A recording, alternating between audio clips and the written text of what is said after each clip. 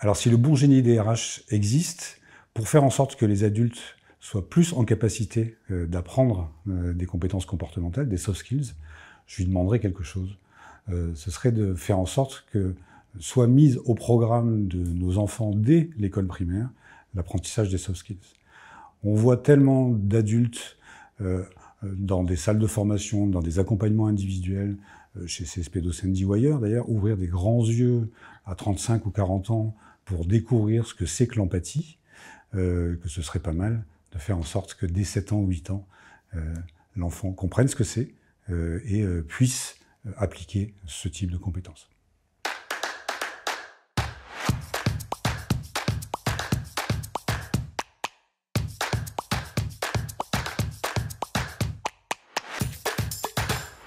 Alors on pourrait peut-être commencer par la définition de ce qu'est une compétence. Tout le monde n'est pas tout à fait d'accord là-dessus, mais nous on aime bien la définition de Guy Le Botterf, qui dit qu'une compétence, c'est une capacité à mobiliser un certain nombre de moyens qui peuvent être soit des ressources personnelles, soit des ressources liées à l'environnement. Donc, des ressources personnelles, c'est des savoirs, des savoir-faire, des qualités, des aptitudes, etc. Et des ressources qui sont liées à l'environnement, des outils, une donnée, un réseau qu'on peut avoir. Et ça dans le but d'atteindre un résultat demandé dans un contexte professionnel. On parle bien de compétences professionnelles. Et donc c'est des moyens pour agir, et on verra que la partie soft skills, c'est aussi des moyens pour agir, mais ce sera aussi des moyens pour interagir. Voilà. Et en ça, Jérémy Lamry, qui est le co-auteur du bouquin Le défi des soft skills, et qui a un projet d'ailleurs avec l'AFNOR de normalisation des soft skills, détermine que les soft skills, c'est un ensemble de compétences socio-cognitives. Alors pardon pour le jargon, mais le socio est important, ça veut dire que c'est en lien avec les autres. Le cognitif, c'est en lien avec ce qu'on a dans notre tête. Donc des compétences socio-cognitives qui sont mobilisables à un moment, dans une situation, pour réfléchir et interagir en s'adaptant au contexte. Exemple, pour sortir un peu des définitions, exemple, on en voit pas mal en ce moment, je lis une information qui me semble douteuse. En fonction de ça, je sais réfléchir, je sais exercer mon esprit critique pour valider ou non l'information avant de prendre une décision par rapport à cette information. Je la transmets à d'autres ou je la transmets pas à d'autres. Par exemple. Donc ça c'est vraiment sur une partie de compétences personnelles liées à un aspect socio-cognitif et qu'on aime bien appeler, nous, les compétences comportementales d'une manière générale. Alors, on a 3 catégories de soft skills dans notre lecture, en tout cas chez CSP Docenti. La première catégorie, concerne les compétences personnelles, du type esprit critique, du type prise de décision, du type créativité, etc. La deuxième catégorie concerne des compétences interpersonnelles, donc c'est des compétences qu'on met en œuvre quand on est en lien avec les autres, de manière générale. L'écoute, l'empathie, la négociation, etc., ce genre de compétences. Et le troisième niveau, qu'on appelle des compétences méthodologiques ou organisationnelles, du type gestion du stress, qui sont des méthodes, gestion du temps, la gestion de projet, des outils de management, sont des compétences soft skills du type organisationnel. La première catégorie est au service de la deuxième catégorie, personnel au service de l'interpersonnel, et la deuxième catégorie est au service de la troisième catégorie. Donc si on a quelque chose à faire sur les soft skills, c'est mieux de commencer par la première.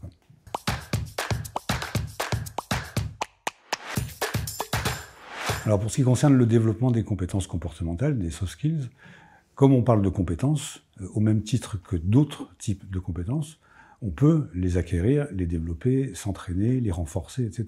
Au contraire d'un trait de personnalité qui est ancré chez nous de manière très profonde, si on parle de l'extraversion ou de l'introversion, par exemple, qui sont des traits de personnalité, faire bouger ces notions-là, c'est difficile.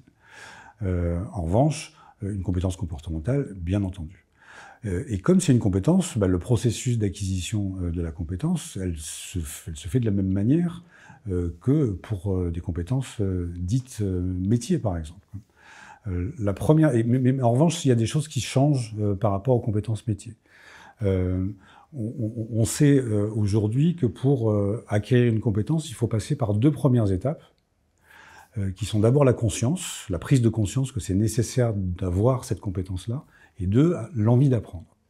On voit bien que dans une compétence métier, si je ne sais pas couper une échalote quand je suis cuisinier, la prise de conscience, elle est assez rapide, et l'envie de l'apprendre est reliée plutôt à la nécessité de l'apprendre.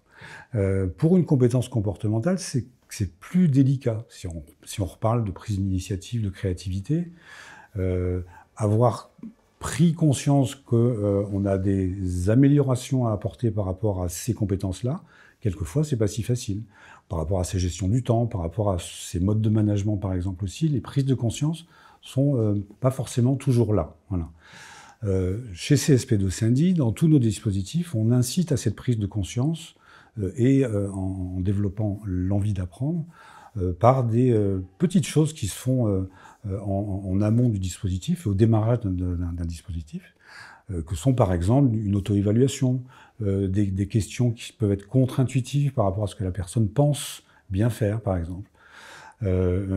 Ça permet en fait de déclencher prise de conscience et envie d'apprendre. Ensuite, on suit un processus assez classique d'acquisition de savoir, donc c'est de la méthodologie, c'est des outils, c'est des processus nouveaux, des routines nouvelles qu'on va apprendre pour mettre en place cette nouvelle compétence comportementale.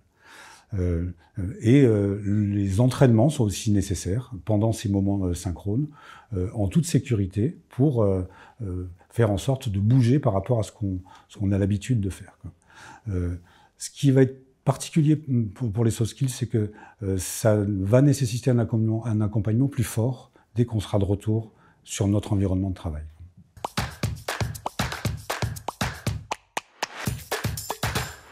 Alors la mobilisation sur l'environnement de travail, c'est vraiment la clé de succès. Même si on a pris conscience de l'efficacité d'un outil, si on ne s'entraîne pas à le mettre en place dans son propre environnement, très vite on va avoir une déperdition. Donc ça part de soi d'abord, quand on est dans son environnement, d'être toujours dans cette capacité de réflexivité qu'on doit avoir avant de mener une action, pendant qu'on mène l'action et après l'action. Ça, c'est quelque chose chez CSP Docenti, on souhaite développer auprès de nos apprenants et de nos participants, pour faire en sorte qu'une fois qu'ils sont dans la vraie vie, du coup, ils se posent les bonnes questions en préparation d'une réunion, en préparation d'une négociation, en préparation de quelque chose, pour dire comment je vais m'y prendre. Tiens, je vais peut-être utiliser tel outil, et donc qu'ils soient dans cette phase-là de préparation réflexive. Que pendant l'action, ils puissent se dire « oui, je suis dans la bonne direction », et qu'après l'action, ils soient en capacité de se faire des auto-feedbacks en disant « est-ce que ça a marché, est-ce que ça n'a pas marché ?»